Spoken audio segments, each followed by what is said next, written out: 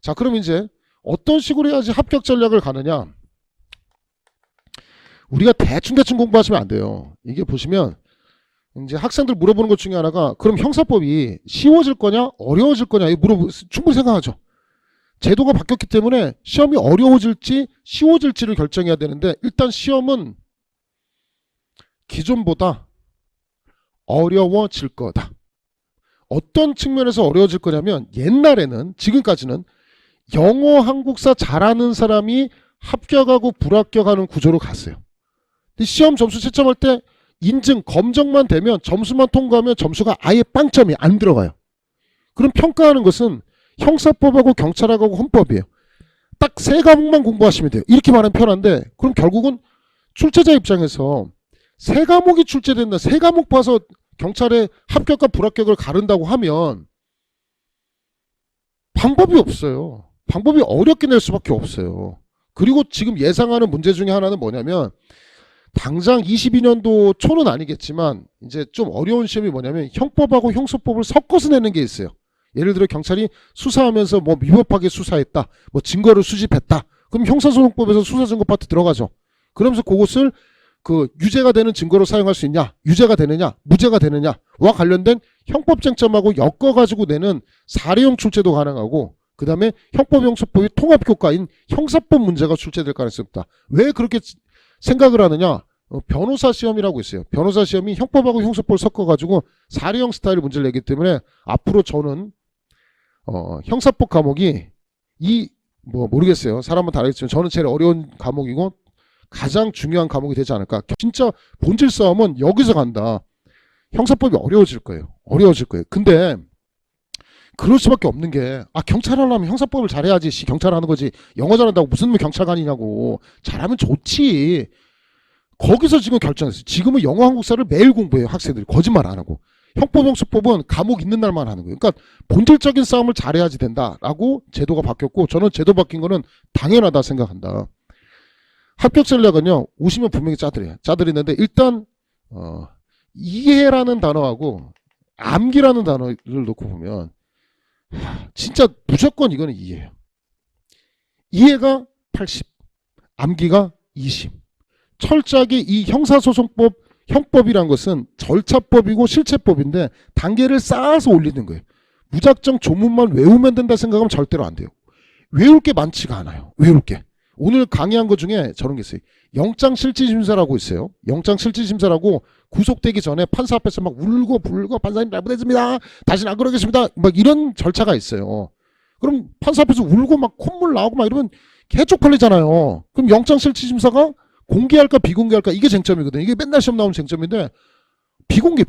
왜냐? 쪽팔리니까 비공개하는 거예요. 자기 우는 모습 막 실질심사하면서 울고 판사님 잘못했습니다. 이걸 다른 사람이 본다고 생각해봐. 얼마나 쪽팔려요. 그러니까 쪽팔리니까 비공개예요.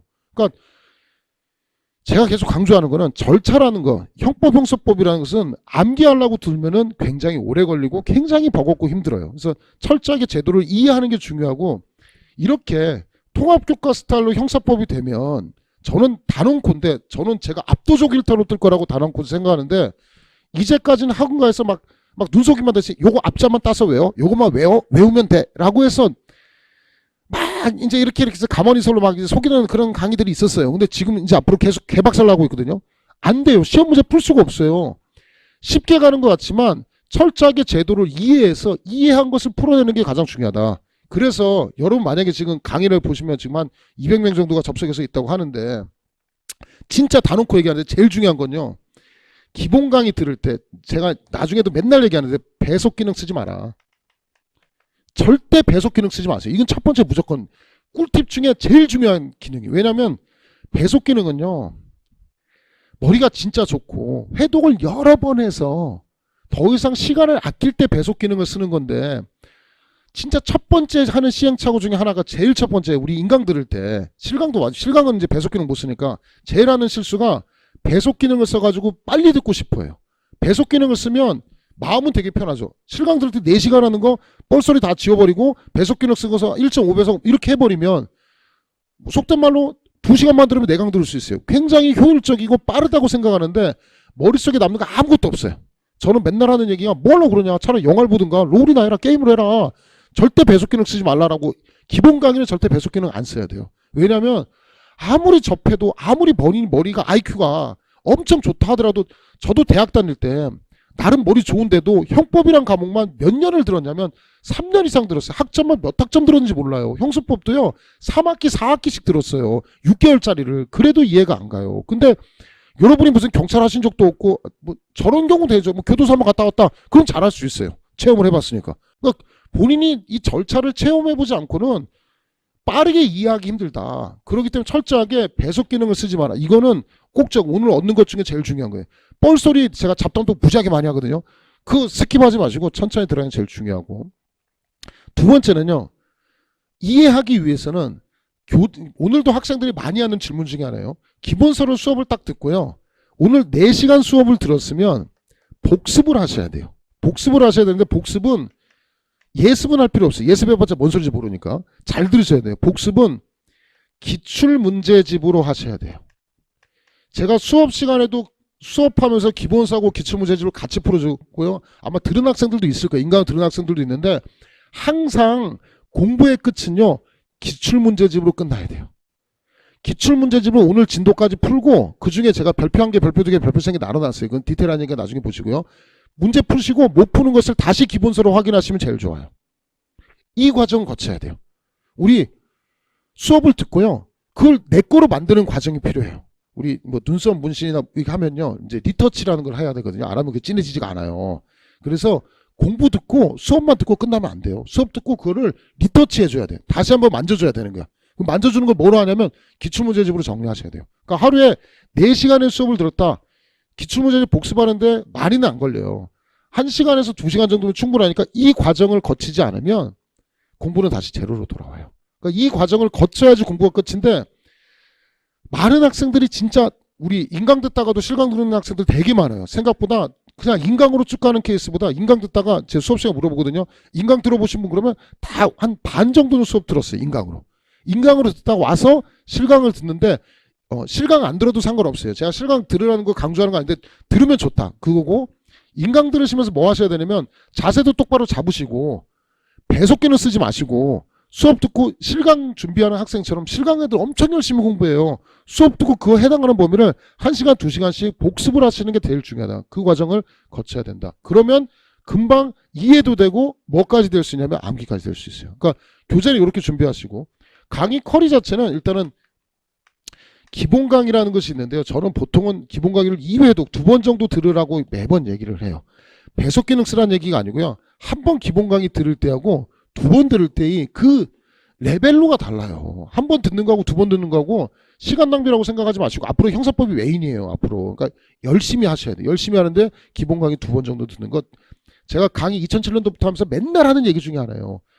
기본 강의 2번 들으세요. 잔소리도 계속 잔소리인데. 이렇게 하고 나서 학원 커리가 이제 기출 심화라는 과정이 있어요. 뭐 심화 이론이라는 거 할 때도 있는데 보통 정규 커리가 요거 하고요. 그다음에 기출 심화 과정이라는 과정이 있어요. 이게 이제 기출 문제집 푸는 과정이에요. 그러면 기본 강의 때 일부 기출을 풀었잖아요. 여기는 기출 문제집을 다 풀어요. 여기까지가 강의가 되면 일단 학생들 학원에서 할 수 있는 강의는 끝이에요. 정규 레귤러는요. 어떤 커리든지요. 기본 강의하고 기출 심화까지만 되면요. 더 이상 들을 게 없어요. 그 다음에 이제 연결되는 게 학원에서 문제풀이라는 것이 있는데 문제풀이는 본인의 시즌에 맞게 들어오시면 돼요. 예를 들어서 기출문제풀이가 예를 들어서 시험이 3월달이다. 3월 6일인데 본인이 예를 들어서 뭐 작년 9월 10월 달에 기출문제까지 끝났다. 그러면 그 기출문제 반복하고 문제풀이 시즌 와가지고 뭐 1월달 학원에 문제풀이가 1년에 2번 개강하니까 그 타임에 2달 전에 들어오시면 되는 거예요. 그러니까 자기 강의의 완성은 기본 강의 2번 정도 돌고 기출문제를 내가 혼자서 풀고 여러 번 풀어서 어느 정도 능력이 되면 그 다음에서 점핑 도는 게 문제풀이에요. 문제풀이는 진짜 뭐 속된 말로 여기까지만 하잖아요. 속된 말로 이것만 해도요. 붙는 데는 지장 없어요. 그 과정을 문제풀이는 이제 1단계, 2단계, 3단계라고 해서 여기는 진도별로 500문제로 나눠가지고 예상 문제 같은 거 찍어주고 최신 판례나 이번 시험에 이게 나올 것 같다, 이게 나올 것 같다라고 찍어주고 풀어주는 강의예요. 그 다음에 이제 2단계라고 해서 전범위 모의고사를 치고요. 이제 마지막 치는 거에서 이게 뭐 OX 특강 같은 거 해가지고 마무리가 이렇게 돼요. 그래서 학원 커리는 기본 강의 뭐 2번 하는 게 제일 좋고요. 뭐 어쩔 수 없으면 한 번에 이해되면 뭐 법학과나 경찰행정학과나 어느 정도 법에 대한 이해가 있으면 한 번 들으셔도 되는데 추천은 2번 이상 듣기를 추천하고 그냥 기출심화하시고 여기까지가 끝내고 나면 그다음 문제풀이는 학원 일정에 맞춰서 보시면 돼요. 그래서 보통 학원 쿼리가 이렇게 해서 6개월 과정이 되고요. 기본 과정 2번 정도 들어가면 8개월 정도 쿼리가 되니까요. 그건 알아서 하시면 되겠습니다.